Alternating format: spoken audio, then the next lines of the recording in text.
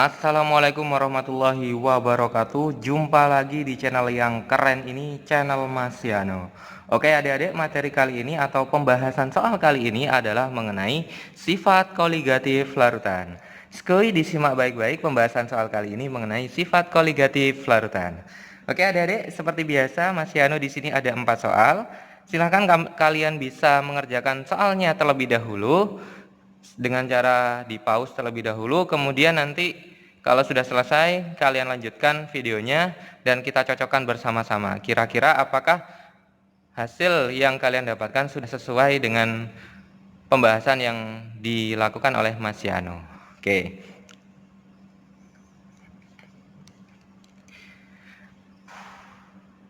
Oke adik-adik, Mas Yano saya kira cukup. Kita bahas dari nomor 1 adik-adik. Nomor 1, di antara larutan-larutan 0,01 molar berikut ini yang memiliki tekanan osmotik terbesar adalah yang mana? Ayo. Konsepnya di sini adik-adik. Ini kita bisa menjawab hanya dalam waktu 1 menit. Oke, mungkin bisa kurang adik-adik. Disimak baik-baik ya. Soal nomor 1 menit atau tidak sampai mungkin kita bisa mengerjakan soal nomor 1. Mas Yano bahas konsepnya dulu adik-adik, bahwa tekanan osmotik itu adalah rumusnya M dikali R kali T. Ingat kalau larutannya elektrolit nanti dikalikan dengan faktor Van Hoff-nya. Oke. Nah, artinya adik-adik, apabila tekanan osmotik terbesar berarti pi terbesar itu yang bagaimana? Yang M kali I-nya bagaimana? Terbesar pula atau terkecil? M dikali I yang besar apa yang kecil? Nah, ini kita harus tahu apakah pi dengan M ini dia sebanding atau berbanding terbalik. Ayo, sama-sama di atas adik-adik. Yang kiri pi-nya sama-sama di atas, yang M kali I-nya juga sama-sama di atas. Berarti kalau M kali I-nya semakin besar, P-nya juga semakin besar. Artinya dia berbanding lurus. Oke. Nah, di sini larutannya semuanya dibuat 0,01.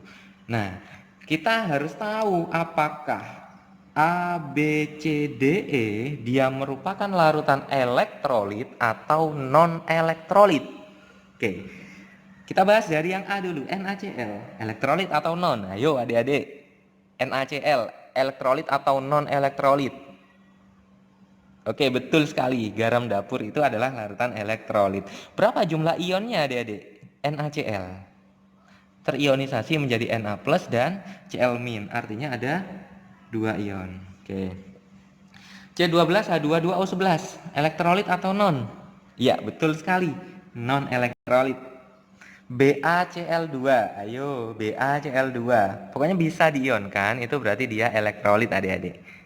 Elektrolit ya, BaCl2 bisa diionisasi menjadi Ba2 plus dan 2Cl min. Ada berapa jumlah ion? Ayo.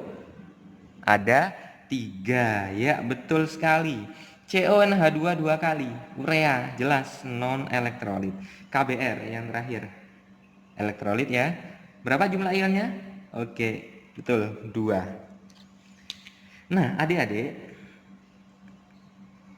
untuk yang elektrolit atau non-elektrolit ini nanti harus dikalikan dengan M-nya, adik-adik, molaritasnya.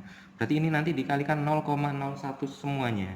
Ini berarti 0,02. Ini tetap karena non-elektrolit 0,01, 0,03, 0,01. Ini kali 2, 0,02. Nah, kita harus paham konsep. Kalau pi besar, tekanan osmotik terbesar, berarti M kali I-nya harus besar. Yang mana? Yang paling besar? Oke, betul, 0,3. Jawabannya adalah C. Mudah sekali adik-adik. 1 menit kalian pasti bisa mengerjakan tipe soal seperti nomor 1 ini. Oke, sekarang kita lanjut ke soal nomor 2 adik-adik. Oke, soal nomor 2. Larutan berikut yang isotonik. Isotonik ini apa maksudnya? Ayo dibuka lagi video yang dahulu. Isotonik itu ada apabila ada tekanan osmotik 1 sama dengan tekanan osmotik 2. Isotonik itu artinya tekanan osmotiknya sama.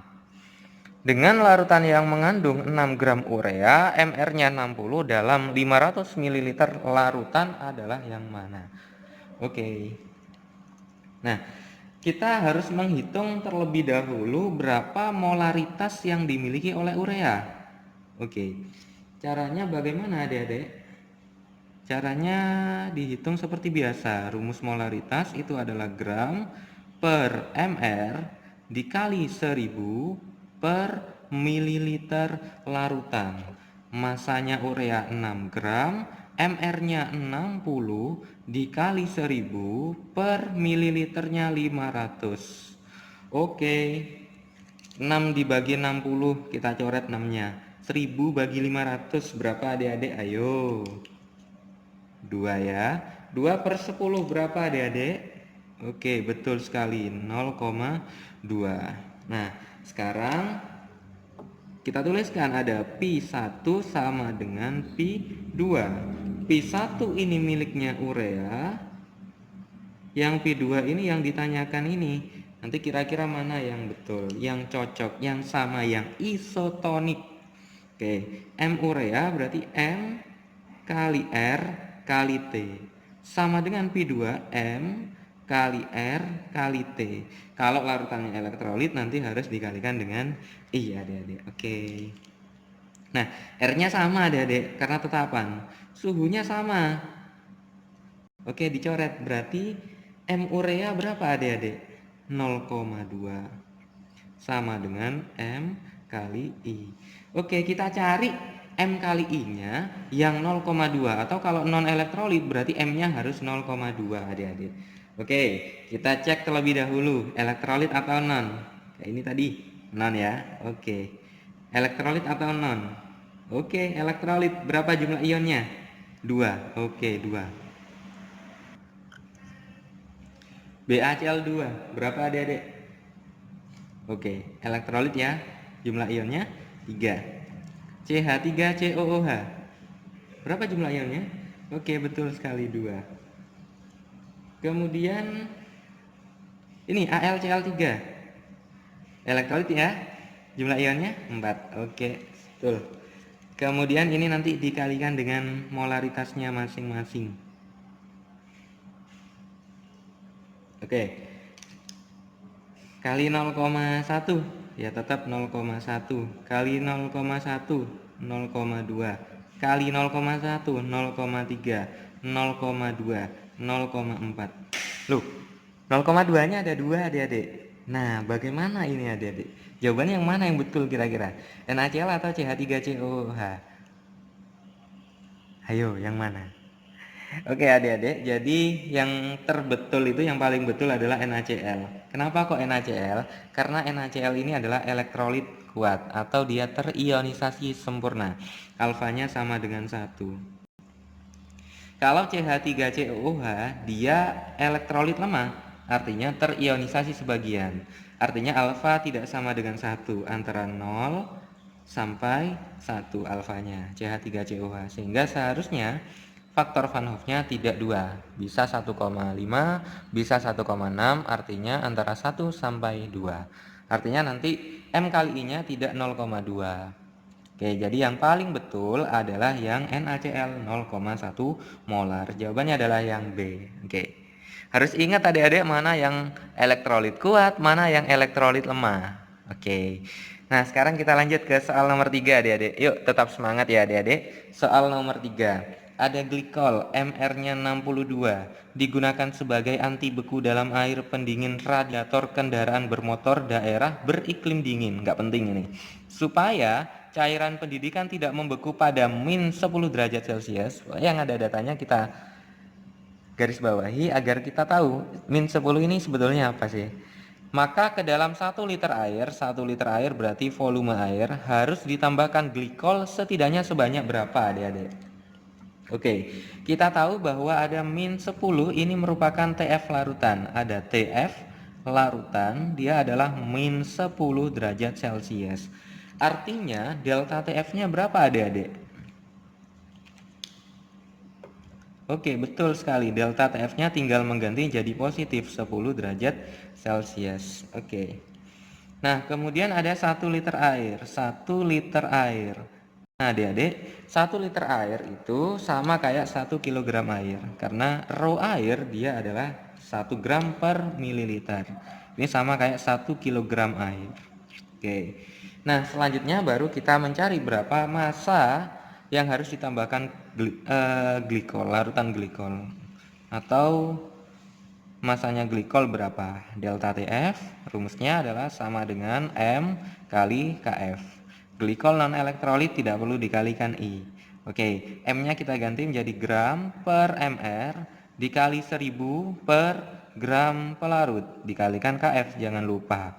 Masanya berapa adik-adik? Oh ya, dicari gram per mr-nya 62 dikali 1000 per massa larutan atau massa larutnya air 1 kg sama kayak 1000 gram kali KF, KF-nya 1,8 adik-adik.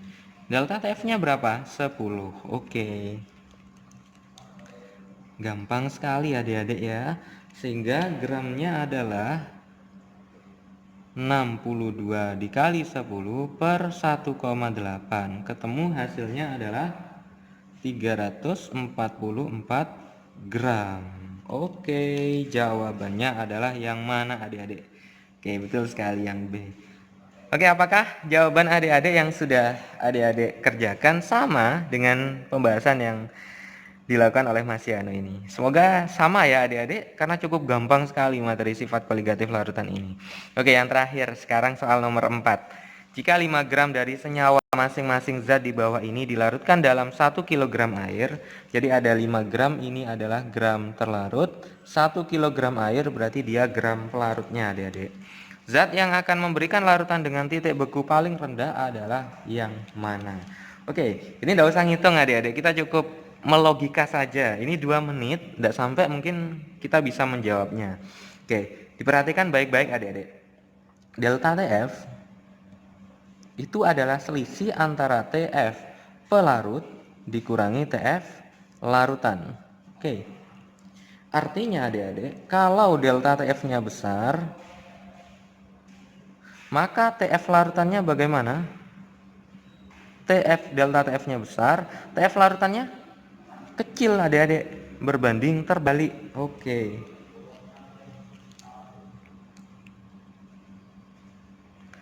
Sekarang rumus delta TF itu sendiri bisa kita jabarkan menjadi seperti ini. Gram per mr dikali 1000 per gram pelarut kali KF. Oke. Nah, sekarang yang ditanyakan adalah zat yang akan memberikan larutan dengan titik beku paling rendah. Artinya kita harus membandingkan delta TF dengan mr-nya. Bagaimana delta TF dengan mr-nya? Apabila delta TF besar, maka mr-nya seharusnya bagaimana adik-adik? Besar apa kecil? Berbanding lurus atau terbalik? Oke, betul sekali. Artinya mr-nya berbanding terbalik. Kalau ini besar berarti ini kecil. Nah, sekarang kita harus membandingkan TF larutan kecil berarti mr kecil. Nah, ini titik beku paling rendah berarti TF-nya yang paling kecil, TF larutannya paling kecil. mr-nya harus kita cari yang paling kecil. Oke. Nah, sekarang kita coba cari mr-nya masing-masing senyawa. Metanol. Ayo, berapa mr-nya? C-nya 12 adik-adik. Hanya 1 kali 3. Berapa? 3 ya. 12 tambah 3 15 tambah O 16. Berapa adik-adik? 31 ya. Tambah H 1 32. Oke, adik-adik coba hitung semua ini berapa mr-nya kira-kira? C2H5OH Mas Yano temukan 46. C3H6O3 berapa? 12 kali 3 36 tambah 6 42 tambah 48 90. C6H12O6 180 ini sudah harus di luar kepala. Urea 60. Oke. Nah, sekarang kita harus menentukan MR yang paling kecil yang mana? Ayo. Tinggal mencari aja MR-nya yang paling kecil yang mana, Adik-adik. A, B, C, D, E sudah terlihat. MR yang paling kecil adalah yang metanol. Oke, jawabannya adalah metanol. Cukup gampang sekali adik-adik kita menjawab soal nomor 4 ini. 1 menit atau 2 menit mungkin kita bisa menjawab soal nomor 4. Oke, yang penting kita harus cepat mengerjakan berapa mR dari masing-masing senyawa, baik itu metanol, etanol, gliserol, glukosa ataupun urea. Oke, sekian pembahasan kali ini adik-adik. Semoga adik-adik bisa semakin mengerti, semakin paham materi sifat koligatif larutan ini. Oke, masih akhiri. Wassalamualaikum warahmatullahi wabarakatuh.